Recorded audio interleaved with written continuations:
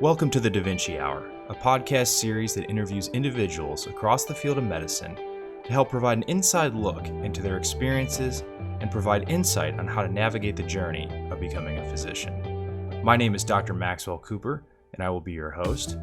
This podcast is brought to you by DaVinci Academy, a medical education company that provides online video courses, outline format books, and clinical case videos for students studying the medical basic sciences. You can check out all that DaVinci Academy has to offer at www.dviacademy.com. All right, everybody, welcome back to the DaVinci Hour podcast. I'm here with Dr. Thomas Mroz from the Cleveland Clinic. Dr. Mroz, welcome to the show. Happy to have you here. Thanks, Max. It's good to be here. Awesome. So give us a little bit of background just on your training and what your clinical practice looks like in your current position at the clinic today.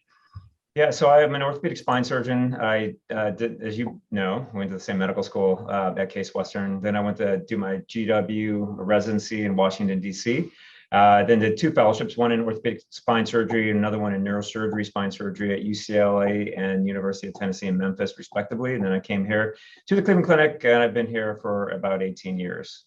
I started as director of the research lab, probably, 2007 or so, and I've done that since then. I then became the director of the Spine Center, which is a big, multifaceted, interdisciplinary spine section here at the Cleveland Clinic.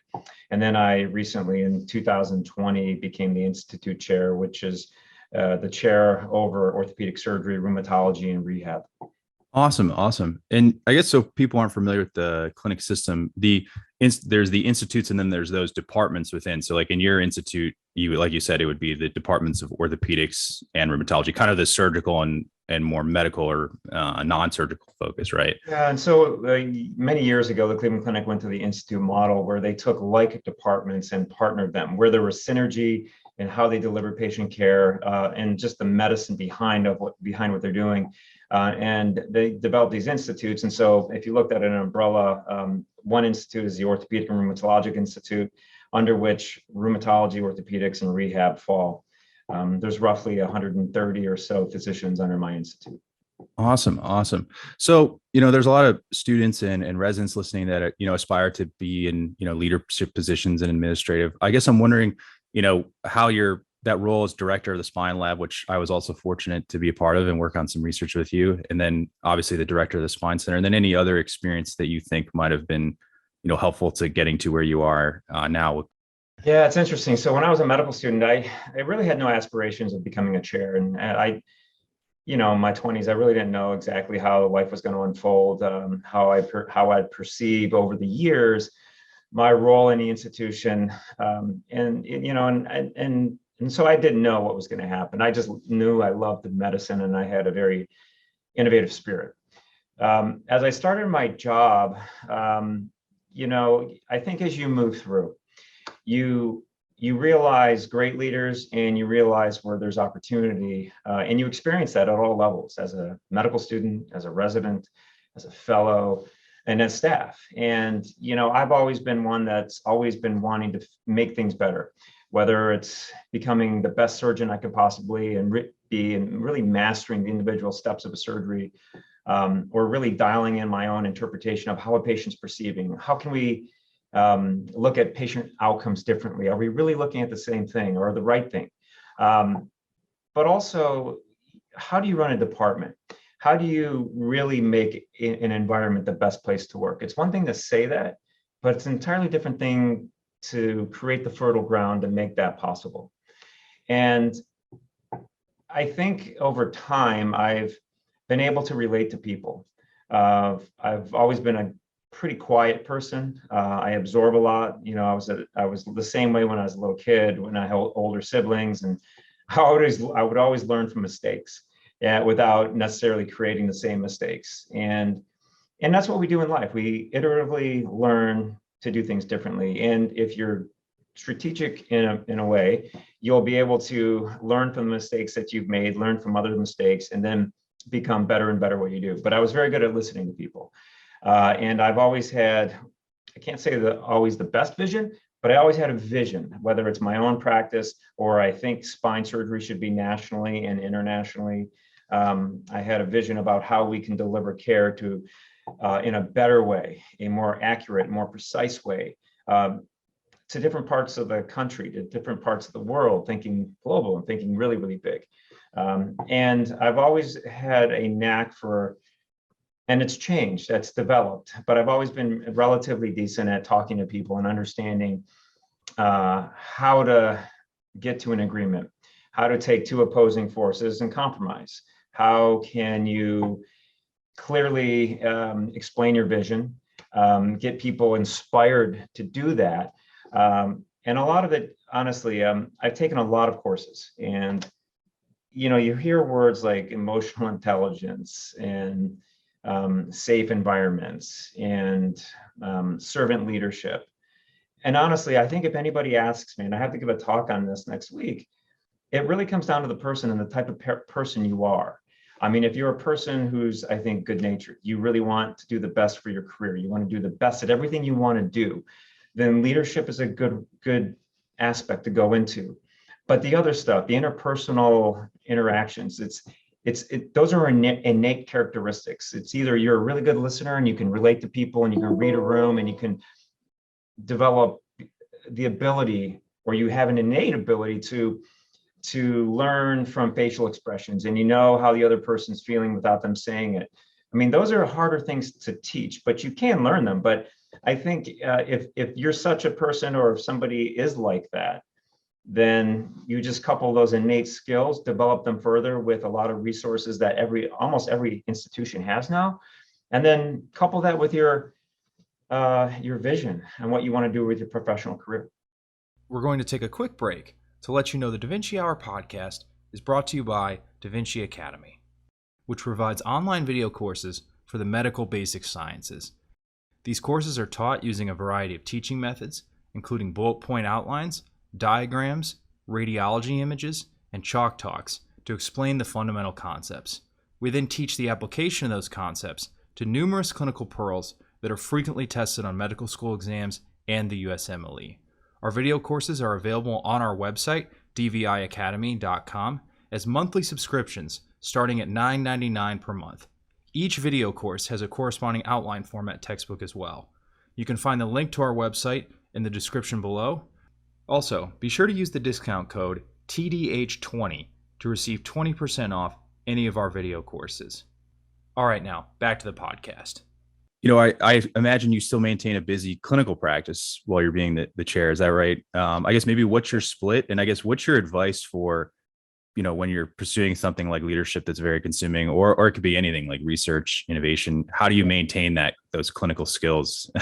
Yeah, that's changed too. And I probably talked to you about this at some point, but it's perspective, it's philosophy on life. And it can't be more important. So when you're a medical student or you're a resident, you have to design the career that's going to match almost perfectly, as perfectly as you can make it, what your expectations for your life are. Now, you may be somebody that wants to go out to Montana and you want to spend extended periods of time there. You like mountaineering, you like fly fishing, you like pushing the envelope in any physical activity, but you need to be outside. That may require in a different environment. A different career, a different vocation within medicine to make sure that you're able to do that. And so giving up everything for your career and subtracting everything else that you like in life is never going to be a harmonious situation, and you'll end up unhappy. So I think first and foremost, choose a career that you want to go into that you'll be able to couple or marry what you want from your own life and the time outside of the hospital, because there's a lot of life out there. We get one chance to live it, and I think that's incredibly important. And then be organized and strategic and really thoughtful on how you construct your career. And I think, to give you maybe a couple of examples, I think for me over time, my allocation to work in my life has been pretty consistent. Life outside of the hospital is really important to me. I like a lot of outdoor activities, surfing, cycling, running, and I will never give that up. But at the same time, I have this drive to do things and work, and like I've mentioned, and so I've become highly organized. And then when I had kids, and they are very, very young children, they have needs that as soon as I get home at 5 o'clock, I make sure that my work does not bleed into the evening or on the weekends. And so being mindful of not only what you want personally, but of what your family deserves and requires from you, but also being able to deliver. So highly organized. So to give you an example of my day is like now, I go to sleep relatively early now, wake up at 4 a.m., work out, get all that stuff out of the way while my kids are still asleep. And then I come to work, usually the first here, because I get done all the other stuff, like the administrative stuff that I want to get done. Then I go to the operating room Monday and Tuesday. And then I have about a day and a half to 2 days for administrative work. And so it's roughly a 50-50 split, but I would never give up my clinical practice. I mean, I love my patients. It's why I went into medicine. I mean, I want to do bigger things in medicine and touch more people and think about how machine learning and artificial intelligence can transform chronic disease and all that other stuff. But I really like my patients. I like the older patients. I like having time with them in clinic, and talking to them and getting to know them. And for me, that's always going to be the most important thing for my job. I just have become more organized and unfortunately a little bit more sleep deprived, but not too bad. I can only imagine the balance. I mean, I try to do it with residency and some of the other things I'm doing. I guess you mentioned you're still working on the research. What types of research or what types of innovation things are you working on? If you could give us like one or two to kind of close this out a little bit. Sure. The research had, for a long period of time, it's been clinical outcomes research. So we were looking at our own patient-reported outcomes before and after surgery or before and after injections, and trying to figure out, well, what can we learn? How do we develop iteratively? How do we change what we're doing clinically to make sure that we've listened and paid attention to all these questionnaires that we're giving to the patients for the past 15 years? And so that's been a large part of it. But as technologies improve, computing capacities increase, we're moving much more into the realm of artificial intelligence. We partnered with an external company called Insight, which is a very, very capable company, to look at our own data, integrate a working platform where we can make real informed decisions in real time as a patient is sitting in front of me when I'm talking about surgery. And even though I think the patient may be a good operative candidate, I want to know also in real time, well, what's my historical performance on a patient just like this? And how does it compare to the rest of the people in the group? Because I think it's really important, particularly now in 2022, to harness everything we can with computing capacity and integrate it in such a way that we make better decisions, homogenize our care across a larger system, perfect our care to the extent possible. Another thing we're working on right now is managing high blood pressure with artificial intelligence. We just completed a very large project looking at over an unprecedented 1 million patients. And we realized that just medication selection alone is going to take improvement of high blood pressure from about 50% success rate. Believe it or not, 50%. That means the other 50% of people who have high blood pressure, which is about 100 million people or so, are poorly controlled. But we'll be able to increase that by about 25%. And so we're going to take that, again, partnership with other companies and integrate it into Epic and figure out how we can use it to treat a larger patient population across the United States in our system. But those are the things that we're working on right now. Again, it's but I couldn't do it all by myself. Clearly, I can come up with ideas and I can put pieces on a chessboard together and get alignment, but I'm not the one writing the code. But at the same time, like you, I mean, I like doing a lot of different things. And so I look at myself, and yes, I'm a spine surgeon. I love spine research, but you're at one point you become a conductor and where you can move things and get the most inertia of different initiatives. And so it's always been an appealing and compelling part of my job. It's been really exciting. That's really awesome. And I mean, I think patient selection is so important, and that's amazing that artificial intelligence can play such a huge role. And like your field of spine surgery is, you're an expert on that. So, critical is, which patients should receive surgery, which should not. And then that's amazing about hypertension. That's such it's such a global health problem that's amazing that AI can bring it forward. Well, you answered my last question, which is, what do people do to kind of unwind outside the hospital? So it sounds like you're a very outdoors guy, and obviously your family keeps you busy. So I think anything if you'd want to add to that, or we can close out here. Yeah, I think the most important thing is just stay true to yourself. Don't get lost in your career, because at the end of the day, it's not worth it. when our time comes and we're dying, I'm going to want my family around me, or I'm not going to be thinking about how many surgeries I did. I'll be satisfied that I helped a lot of people, but if I were to give any advice to anybody, be true to yourself, make sure you live the life that you want to live, because again, we only get one chance, and keep the people around you who you want around you very close to you. And again, I know I just said it, but don't give yourself up for your career, because there are ways, innovative, creative ways to merge everything together to a harmonious equilibrium that works for each individual person. That equilibrium looks different from person to person. The last thing that I would mention, and if it's residents listening to this or medical students, I think what has allowed me some success is just grit. When I started out as a resident and more so as a fellow and early staff, I did a lot of work after hours. I wasn't married, I didn't have kids, and so I really put a lot of work in. And I did it early. And so now my life is much more streamlined, and I'm not working at night. So you can, if you want to do something like this, just publish and work as hard as you can, as early as you can. Maintain, again, everything I've said about life, but it'll take some grit, some resilience, some failures, but don't be afraid to fail, because it's just another example of how you're going to push forward and achieve even more. But put the work in early, and I think over time it's going to pay dividends in almost everything you do. Yeah, that's what I would say. Awesome. Well, thank you again for those parting words. I appreciate it. And thanks for taking time out of your busy schedule to do this. I enjoyed talking with you. Anytime, Max. Thank you for listening to this episode of the DaVinci Hour, brought to you by DaVinci Academy. More episodes are available on our website at dviacademy.com, our YouTube channel. They're also available on Spotify and Apple Podcasts. Also on our website, you can find our video courses for anatomy, biochemistry, and histology, and they're available as month-to-month packages.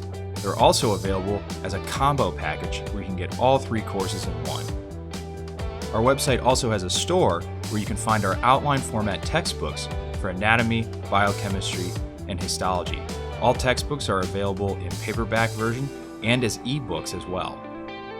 These textbooks complement our video courses and provide a nice addition to the learning experience of allowing you to focus on the learning and not having to write anything down. On our website, we also provide a free clinical cases video series called DaVinci Cases. DaVinci Cases aims to help you learn how to answer USMLE questions and apply concepts that you learn in our courses to answering those questions. Our cases cover a variety of topics and organ systems, and they're updated frequently with new cases. And then lastly, on our website, you can find our blog, which has interesting articles that cover medical history, important figures in medicine, and innovations in medicine. Again, thank you for listening to this episode of the DaVinci Hour, brought to you by DaVinci Academy. Please be sure to tune in for our next episode.